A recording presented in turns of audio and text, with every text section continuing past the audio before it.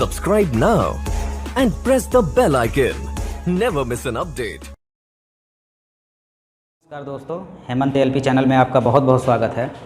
दोस्तों, इस वीडियो में हम संविधान टॉप 50 में पार्ट 2 पढ़ेंगे। पार्ट 1 में हमने 11 क्वेश्चन कवर कर लिया था, तो दोस्तों हम 12 नंबर क्वेश्चन से इस वीडियो में कवर करेंगे और आपके लिए यह वीडियो बहुत ही यूजफुल होने वाला है। विश्वास करके बस केवल आप देखिए और टॉप 50 में से अपने पेपर में मिलाइए कि कितने क्वेश्चन आए हुए हैं। चलिए दोस्तों शुरू करते हैं क्वेश्चन नंबर 12। तो ये क्वेश्चन नंबर 12 है कि संविधान की मांग करने वाले प्रथम भारतीय बाल गंगाधर तिलक थे।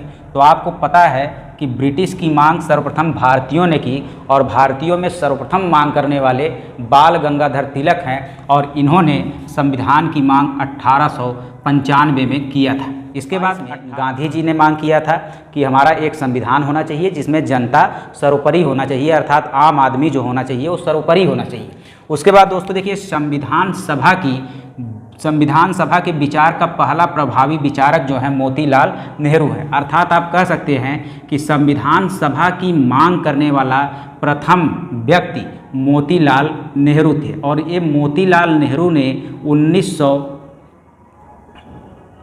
1924 में संविधान सभा की स्पष्ट या प्रभावी मांग की। इसके बाद आगे आते हैं दोस्तों, अगला क्वेश्चन नंबर 14 है। साइमन आयोग की घोषणा 1927 में हुई। दोस्तों, साइमन आयोग की घोषणा 1927 में हुई और इस आयोग का भारतीयों ने पुरजोर विरोध किया। दोस्तों, इसमें वायसराय लॉर्ड इरविन ने महात्मा गांधी को दिल्ली बुलाया और दिल्ली में बुला के लॉर्ड इरविन ने कहा कि हम भारत के कानूनों में कुछ चेंज करने वाले हैं, कुछ सुधार करने वाले हैं। उसके लिए एक आयोग हम ला रहे हैं जिसका नाम है साइमन आयोग। तो गांधी जी के अलावा पूरे भारतीयों ने इस साइमन आयोग का पूरी तरीके से क्या किया, विरोध किया। और विरोध करने का सबसे बड़ा कारण था कि इस साइमन आयोग में कोई भी भारतीय नहीं था, बल्कि सारे के सारे सदस्य जो थे सब के सब ब्रिटिश सरकार के सदस्य थे। इसके अलावा इसी समय भारत राज्य सचिव बिटकेन हेड थे। कौन थे? बिटकेन हेड थे। और यह बिटकेन हेड ने इसी समय 1927 में ही जब साइमन आयोग आया था तो उसी समय इसने भारतीयों को संविधान बनाने की चुनौती दी। इसने कहा कि भारतीयों की इतनी औकात नहीं है कि भारतीय संविधान बना सकते हैं। उसके जस्ट बाद 1928 में इसी भारत राज्य सचिव बिटकेन हेड के जवाब देने के लिए एक रिपोर्ट आई जिसका नाम है नेहरू रिपोर्ट, जिसका नेतृत्व जो है मोतीलाल नेहरू कर रहे थे। और इस नेहरू रिपोर्ट में सचिव जो बनाए गए थे वो जवाहरलाल नेहरू बनाए गए थे और यह रिपोर्ट आया 1928 में। तो आपसे क्वेश्चन पूछेगा कि नेहरू रिपोर्ट कब जारी किया गया, तो आपका जवाब होगा 1928 में जारी किया गया। और साइमन आयोग की घोषणा कब हुई, तो 1927 में हुई। उसके बाद दोस्तों देखिए, ब्रिटिश सरकार के द्वारा अगस्त प्रस्ताव की घोषणा की गई 8 अगस्त 1940। मोस्ट इंपॉर्टेंट क्वेश्चन है कि अगस्त प्रस्ताव की घोषणा कब की गई, तो 8 अगस्त 1940 को की गई। और इस समय ब्रिटिश सरकार के वायसराय लिन लिथगो थे और यह लिन लिथगो के ही नेतृत्व में यह स्वीकार किया गया कि भारत का एक संविधान होना चाहिए। अर्थात ब्रिटिश सरकार द्वारा पहली बार यह स्वीकार किया गया अगस्त प्रस्ताव में कि भारत का भी एक संविधान होना चाहिए। उसके जस्ट बाद क्रिप्स प्रस्ताव आया मार्च 1942 में। कब आया? मार्च 1942 में, जिसके अध्यक्ष सर स्टैनफोर्ड क्रिप्स थे। और इसमें स्वीकार किया गया ब्रिटिश सरकार के द्वारा कि भारत की एक संविधान सभा होनी चाहिए। उसके जस्ट जो है 4 साल बाद 1946 में कैबिनेट प्रस्ताव या कैबिनेट मिशन आया और इसमें संविधान सभा के गठन को मंजूरी दे दी गई। मोस्ट इंपॉर्टेंट क्वेश्चन दोस्तों आपसे पूछता है कि ब्रिटिश सरकार ने संविधान सभा के गठन को मंजूरी कब दी, तो आपको बताना है कैबिनेट मिशन 1946 में। और आपसे पूछेगा कि संविधान सभा होनी चाहिए एक भारत की, किस प्रस्ताव में कहा गया था, तो क्रिप्स प्रस्ताव 1942 में।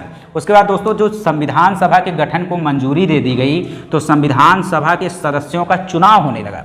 तो संविधान सभा के सदस्य को चुना गया, एक सदस्य को चुना गया 10 लाख जनसंख्या पे। तो आपसे डायरेक्ट क्वेश्चन पूछा जाता है कि संविधान सभा के सदस्यों का चुनाव किसके आधार पे हुआ था, तो आपका जवाब होगा जनसंख्या के आधार पे हुआ था और इसका चुनाव प्रांतीय विधायिका ने किया था।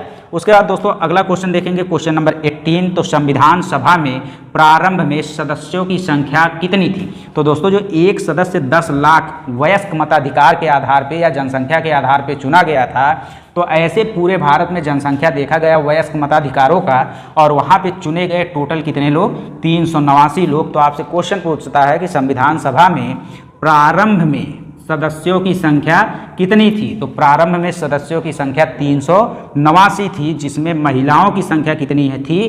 तो महिलाओं की संख्या 15 थी। और यह क्वेश्चन आपके लिए मोस्ट इंपॉर्टेंट है दोस्तों, यह जो है आपके एग्जाम में आ सकता है कि संविधान सभा में प्रारंभ में महिलाओं की संख्या कितनी थी? तो दोस्तों 15 महिलाएं शुरू में थी। देखिए प्रारंभ में कुल 389 सदस्य थे, जिसमें 15 महिलाएं थी। उसके बाद जो है पाकिस्तान जब बन गया, अर्थात आप कह सकते हैं कि विभाजन के बाद, तो विभाजन व पुनर्गठन के बाद इसमें सदस्य बचे केवल 299, जिसमें महिलाओं की संख्या कितनी थी? 9 थी। तो आपसे क्वेश्चन पूछता है कि संविधान सभा में पाकिस्तान के विभाजन के बाद या पुनर्गठन के बाद कुल कितने सदस्य शेष बचे थे? तो कुल 299 सदस्य शेष बचे थे, और इन्हीं 299 में 9 महिलाएं थी। उसके बाद दोस्तों आपसे पूछता है कि जब संविधान बनकर तैयार हो गया, तो संविधान आप जानते हैं कि पूर्ण रूप से बनकर 24 जनवरी 1950 को तैयार हो गया था। तो 24 जनवरी 1950 को जब संविधान पूर्ण रूप से बनकर तैयार हो गया था, तो इस संविधान पे सब हस्ताक्षर करने की बात आई, सिग्नेचर करने की बात आई, तो 284 लोगों ने इस संविधान पर सिग्नेचर किया था, जिसमें पहले व्यक्ति जवाहरलाल नेहरू थे और अंतिम व्यक्ति जो थे वो डॉक्टर राजेंद्र प्रसाद थे। ठीक है, तो ये आपको याद रखना है कि सिग्नेचर कुल कितने लोगों ने किया था? 284 लोगों ने किया था। ठीक, इसके बाद अगला क्वेश्चन देखेंगे। तो अगला क्वेश्चन है क्वेश्चन नंबर 19, जिसमें बताया गया है कि मार्ले मिंटो सुधार कब आया? तो मोस्ट इंपॉर्टेंट क्वेश्चन है कि मार्ले मिंटो सुधार जो है 1909 में आया, और इस मार्ले मिंटो सुधार में अल्पसंख्यकों के लिए आरक्षण की बात की गई थी, अल्पसंख्यकों के लिए पृथक निर्वाचन की बात की गई थी। अगला क्वेश्चन है क्वेश्चन नंबर 20, बहुत ही इंपॉर्टेंट क्वेश्चन है दोस्तों। इसको हम देखेंगे कि भारतीय संविधान पर सबसे अधिक प्रभाव, यानी भारतीय संविधान पर सबसे अधिक प्रभाव किस अधिनियम का पड़ा? तो भारत सरकार अधिनियम 1935 का भारतीय संविधान पर सबसे अधिक प्रभाव पड़ा। तो दोस्तों देखिए, इसी से सबसे ज़्यादा अनुच्छेद आपके संविधान में लिए गए हैं, और आपको पता है कि हमारा देश 15 अगस्त 1947 को स्वतंत्र हो गया था, लेकिन हमारा संविधान जो है 15 अगस्त 1947 को नहीं लागू हो पाया, बल्कि उसको लागू होने में 26 जनवरी 1950 हो गया। तो 15 अगस्त 1947 को स्वतंत्र होने के बाद और 26 जनवरी 1950 के बीच का शासन जो हमारा आधारित था वो भारत सरकार अधिनियम 1935 पर आधारित था। इसीलिए हम कहते हैं कि भारतीय संविधान पर सबसे अधिक प्रभाव अगर किसी अधिनियम का पड़ा है तो वह भारत सरकार अधिनियम 1935 है। यह मोस्ट इंपॉर्टेंट क्वेश्चन है दोस्तों, इसको एक बार और आप रिवीजन कर सकते हैं। और अगर जो है चैनल वीडियो पसंद आया है तो चैनल को सब्सक्राइब करिए, वीडियो को लाइक करिए, कमेंट करिए और अपने दोस्तों में शेयर ज़रूर करिए, ताकि हम लोग प्रोत्साहित होकर आपको और अच्छे से अच्छे कंटेंट देने का प्रयास करें। धन्यवाद।